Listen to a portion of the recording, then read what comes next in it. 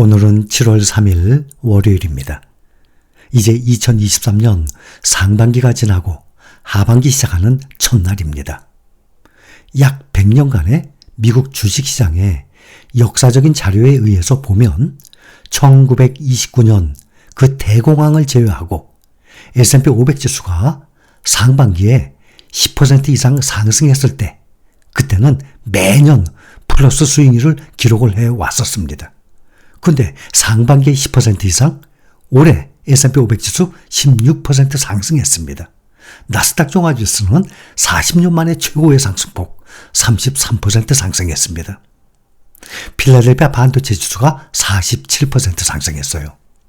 그래서 우리는 비록 분산 투자 효과가 있는 ETF를 투자하고 있지만 그 ETF를 한 종목, 두 종목만 가지고 있어도 대단한 이 분산 투자 아닙니까?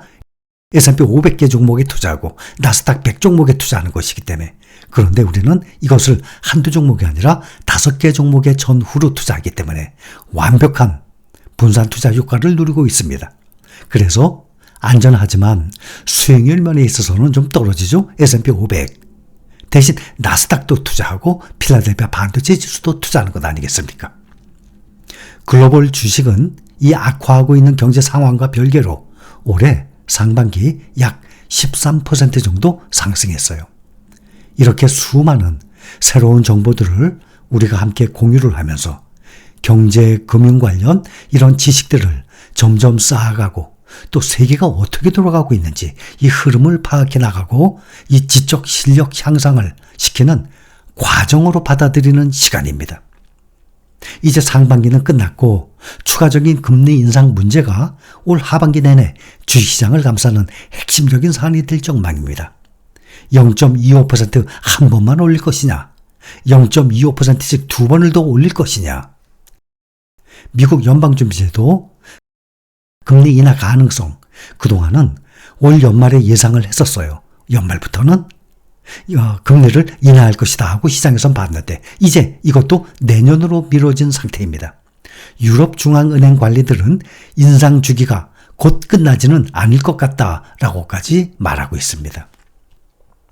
근래에 계속해서 나오고 있는 경제 지표를 보면 미국 경제가 예상보다 견고한 것으로 확인이 되면서 노랜딩, 무착륙이죠. 노랜딩 시나리오가 다시 부상을 하고 있습니다. 높은 수준의 인플레이션과 기준금리에도 경제가 침체에 빠지지 않고 확장을 지속할 수 있다는 것입니다. 그동안 연착륙이냐 경착륙이냐 침체에 빠진다는 말이 얼마나 많이 나옵니까? 다만 연방준비제도가 기준금리 인상 기조를 강화하고 있어서 변수가 될 수 있는 것입니다. 주요 외신들에 따르면 최근 미국의 소비, 투자, 고용 등의 실물 경제 지표가 잇따라 강세를 보이고 있습니다. 시장에서는 노랜딩 시나리오가 힘을 얻고 있어요. 경제 전문 매체 포춘은 미 경제에 대한 침체의 경고가 작년부터 1년 이상 이어졌다는 점을 고려하면 지금쯤 침체가 나타나야 하지만 최근 지표에 나타나는 걸 보면 그러한 징후가 전혀 보이지 않고 있다라고 진단을 하고 있습니다.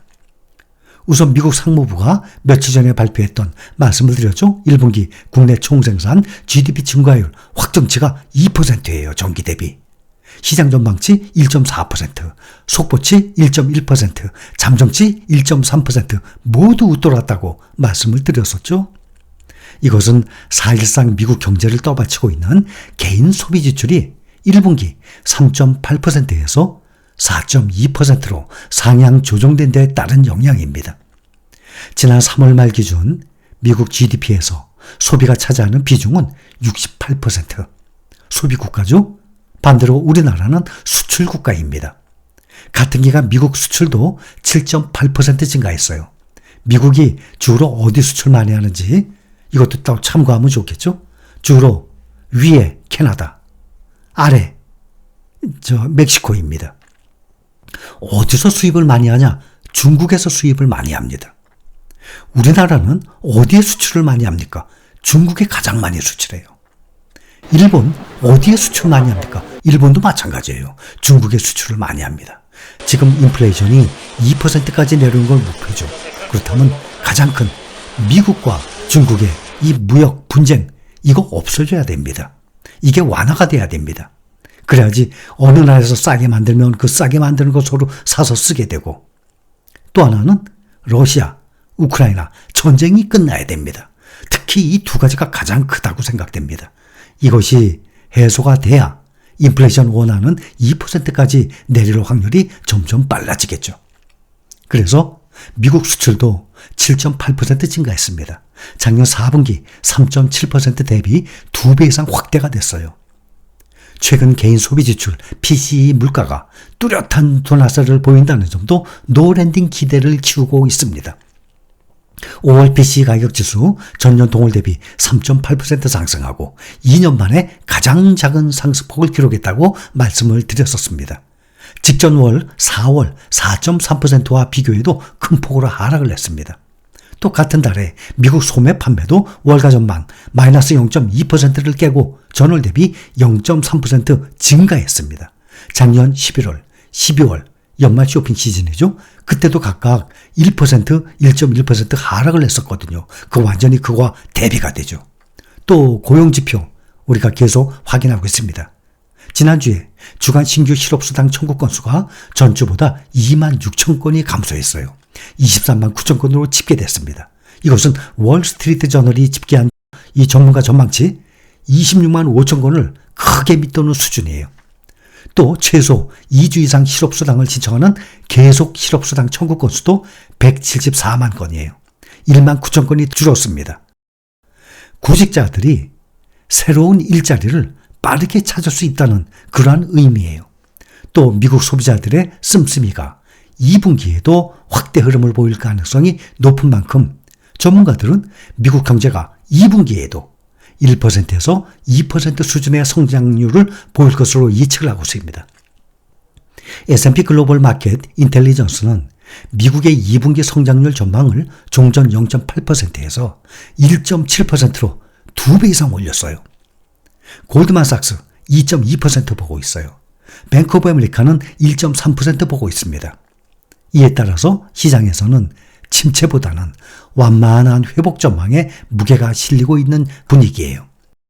또 파월 연준 의장은 최근 유럽 중앙은행 연례 포럼에서 인플레이션 압력이 여전히 높다. 연준의 목표인 2%로 되돌리려면 아직 갈 길이 멀다. 라면서 연내 최소 2차례 금리 인상이 필요하다는 입장 확인했었죠. 무디스는 미국 경제가 전체적으로 훌륭한 회복력을 보이고 있으며 침체의 가능성이 줄어들고 있다라고 말을 합니다.